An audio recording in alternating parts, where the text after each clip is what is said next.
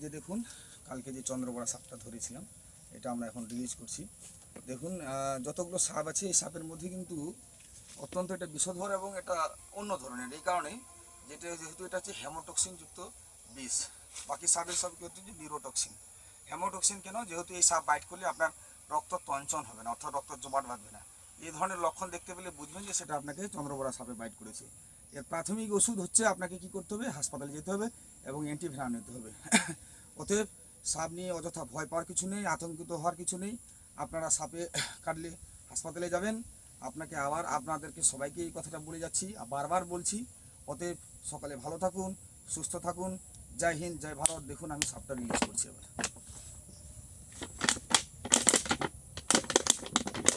দেখবা ওটা না এবার আপনি এটা খুলে দাও, ওটা দাও।